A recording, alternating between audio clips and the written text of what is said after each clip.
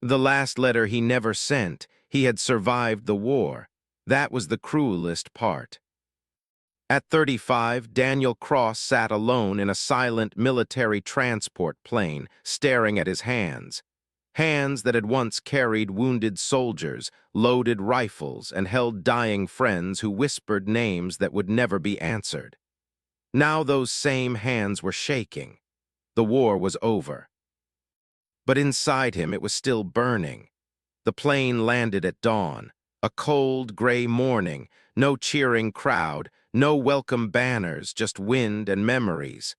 Daniel stepped onto the runway with a single duffel bag. Inside it were medals he didn't want, clothes he barely needed, and one folded letter he had written a year ago and never sent. A letter to her. Her name was Emma Hale. She wasn't a soldier. She wasn't supposed to be part of the war. But war doesn't ask for permission. They met in a field hospital overseas. She was a volunteer nurse, calm hands, tired eyes, a smile that felt out of place among blood and screams. Daniel remembered the first time she looked at him, not as a soldier, but as a man. That terrified him more than enemy fire, because loving her meant something to lose, and soldiers with something to lose don't survive long, so he kept his distance, until the night everything collapsed. An ambush, explosions, screams, smoke swallowing the sky. Daniel was wounded, bleeding out, fading fast. And there she was, Emma kneeling beside him, pressing her hands against his chest, whispering, "Stay with me. Please don't you dare leave."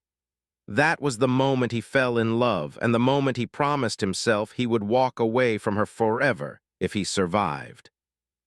Now standing alone on the runway, Daniel unfolded the letter. It was short, too honest, dangerous. "If I come back alive, I don't know how to live without you, and if I don't come back, I need you to know that you were the only place I ever felt safe." He folded it again. He never sent it, because Emma had disappeared 2 weeks after that night. No explanation, no goodbye, no trace. Official reports said she was transferred. Unofficial whispers said something else. And as Daniel walked toward the exit gate, one thought burned through his chest stronger than any bullet ever had. Backhand index pointing right, the war might be over, but his real battle was just beginning. The message that shouldn't exist. Daniel stared at the phone until the screen went dark.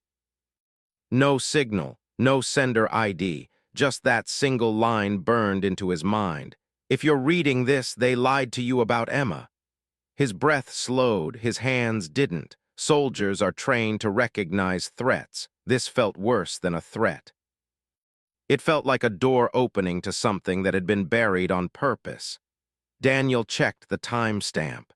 The message had been sent 6 hours ago. That was impossible. The number didn't exist in any database, military or civilian. He knew because before the war, intelligence work had been his specialty. Patterns, signals, ghost numbers. This one was a ghost. Flashback. 2 years earlier, Emma stood under the dim hospital lights, washing blood from her hands. Daniel watched her from across the room, memorizing the way she tucked her hair behind her ear when she was exhausted. The way she pretended she wasn't afraid. "You should leave," he told her quietly. She turned. "You don't mean that." "I do," he lied. "This place destroys people." She stepped closer, too close. "If I leave," she said, "it won't be because I'm scared. It'll be because you are." That was the last real conversation they ever had. Present-day Daniel drove through the city without knowing where he was going. The streets felt too normal, too alive. He ended up at the one place he had avoided since returning home, the Veterans Affairs Building. Concrete walls, dead silence, faces that looked like mirrors he didn't want to look into. Inside, he requested his sealed service file. The clerk hesitated. "These records are classified." "So am I," Daniel replied coldly. "Or at least I used to be." Minutes later, a thin folder landed on the desk. Inside was a single page. Operation, Nighthaven status, terminated civilian casualties, unconfirmed, and one name buried at the bottom. Hail Emma, status, redacted. Daniel's chest tightened. Redacted didn't mean dead. It meant someone didn't want questions. That night, Daniel sat alone in his apartment, lights off, city glow leaking through the blinds. He replayed the message again and again. Then the phone vibrated. Another message. This time a location, no words. Just coordinates. His instincts screamed no. His heart said her name. Daniel grabbed his jacket and keys, because if Emma was alive or if she had been silenced, he would tear apart whatever was left of the war to find the truth. She was never meant to survive. Daniel didn't sleep that night. The medical bracelet lay on the table, catching the faint glow of the city lights. Emma Hale, O positive. The letters were scratched, burned, but unmistakable. Someone wanted him to find this, and someone wanted him to stop. Mourning, classified walls. Daniel returned to the Veterans Affairs building before sunrise. Same walls, same silence, different intention. This time he didn't ask. He used an old clearance code, one that should have been dead with his service record. The system hesitated, then opened. Inside the archive room, he found the truth buried under layers of lies. Operation. Nighthaven wasn't just a military mission, it was an extraction. Civilians with medical training. Volunteers, aid workers, people who saw things they weren't supposed to see. Emma hadn't been transferred, she had been taken. Flashback, the night she disappeared, the hospital was evacuated in minutes. Orders came fast, too fast. Daniel remembered shouting her name through smoke and alarms. No answer. Later, a captain told him calmly, "She's no longer your concern." That sentence haunted him more than any battlefield memory. Present day, the warning. Daniel's phone rang.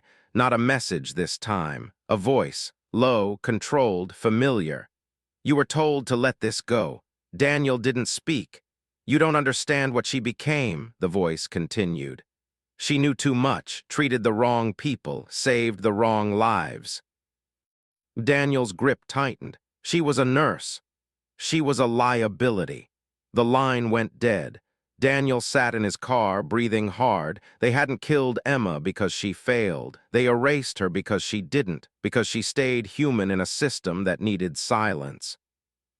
The truth file back home, Daniel unlocked the final layer of the archive. One video file, blurry, dark, a woman on a gurney, bruised, weak, but alive. Her eyes opened slowly. And even through the distortion, Daniel knew them, Emma. She whispered something to the camera. The audio was corrupted, but one phrase came through clearly. "If Daniel ever comes back, don't let them find him." His chest broke open. She hadn't disappeared, she had been protecting him. Into the black site, 72 hours, that was how long Emma had been gone, not missing, not transferred. Hunted, Daniel didn't pack much.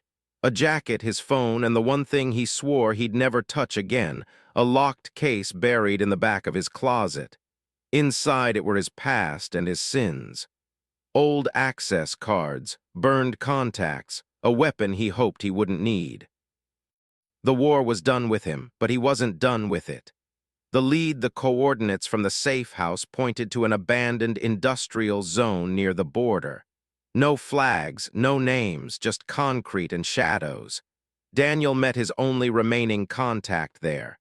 Marcus Reed, former intelligence. Disappeared off the grid 2 years ago. "You shouldn't be here," Marcus said without looking at him. "Neither should she," Daniel replied. Marcus finally turned. "They're moving her between black sites, no paperwork, no oversight." Daniel's jaw tightened. "Why?" "Because she saw something during Nighthaven. Something that ties medical aid to executions." Daniel felt the weight of every life he'd tried to save. Inside the black site, night fell fast. The facility didn't look like a prison. No fences, no signs, that was the point. Daniel slipped inside using old clearance patterns, muscle memory taking over. Cameras, blind spots, timing, then he heard it, a voice behind a steel door, weak, hoarse, still hers. Daniel, his heart stopped. The reunion, the door opened.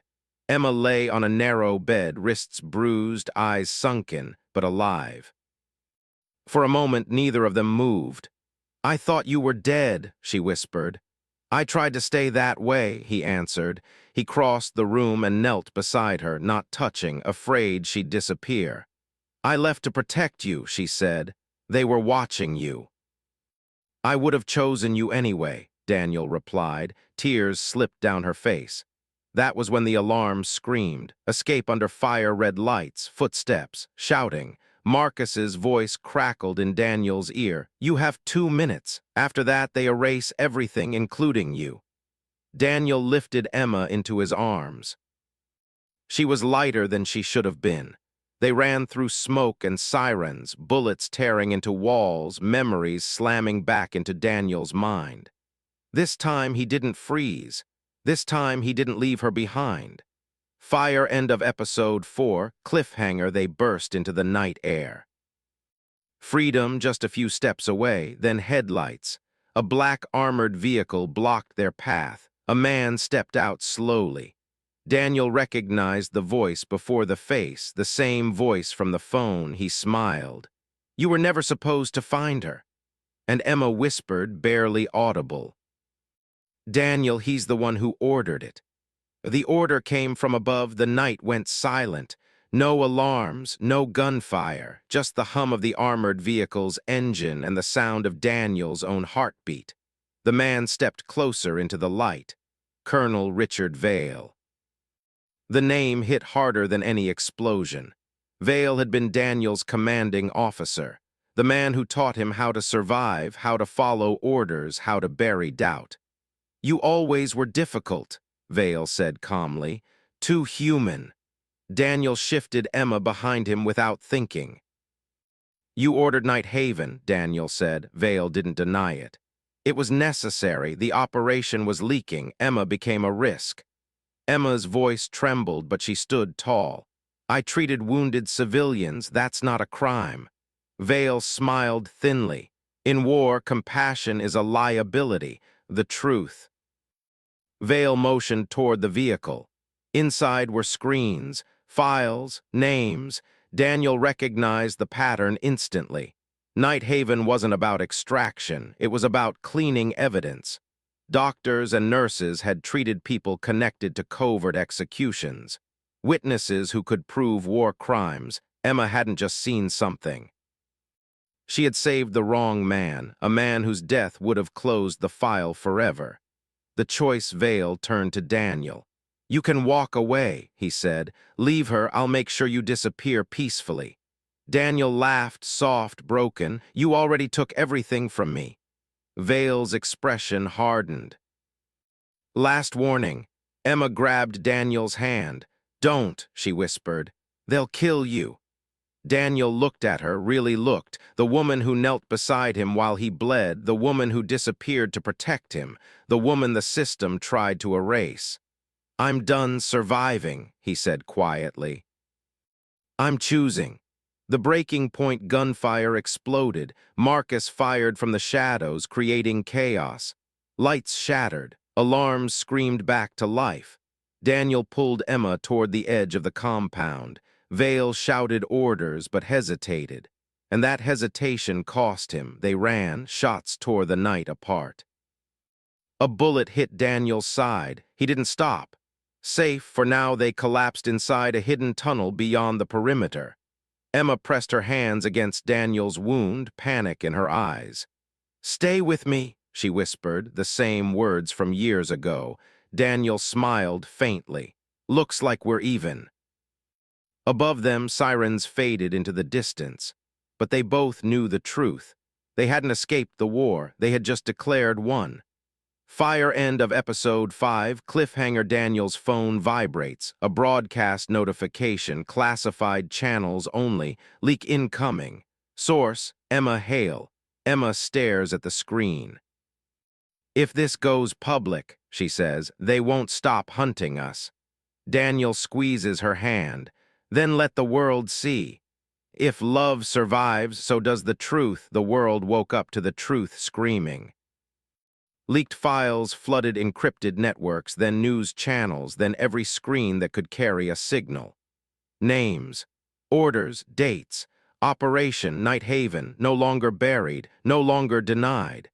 Emma sat beside Daniel in a safe house that smelled of dust and old wood. Outside, rain washed the city in silence.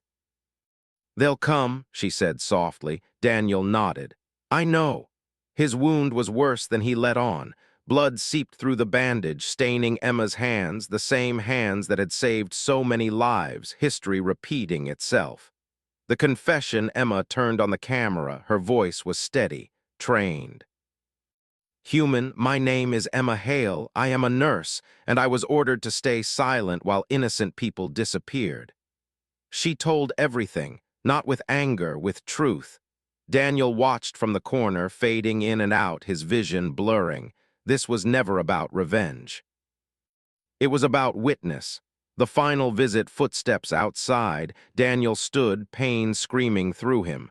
"Time," he said, Emma's eyes filled. "No." He cupped her face gently. "You once asked me to stay," he whispered. "I did as long as I could." She shook her head. "We were supposed to have a life." Daniel smiled sadly. "We did, just not a long one." Sirens closed in. Daniel kissed her forehead. "Tell them I chose love," he said. "Tell them I wasn't afraid." The sacrifice. Daniel stepped outside, hands up, alone. The arrest was clean, silent, no heroics, but the leak was unstoppable. Colonel Vale's name dominated headlines. Arrest warrants followed. Investigations spread across borders. The war finally had witnesses. Months later, a small house near the sea. Emma stood on the porch, wind in her hair, holding a folded letter. The same letter Daniel never sent. This time it was addressed. She opened it. "If love survives the war, then maybe truth can too. If you're reading this, I made it mean something." Emma closed her eyes. The ocean breathed. Somewhere in the distance, the world kept changing. Dove final line. Daniel Cross survived the war, but he chose to lose himself so the truth could live.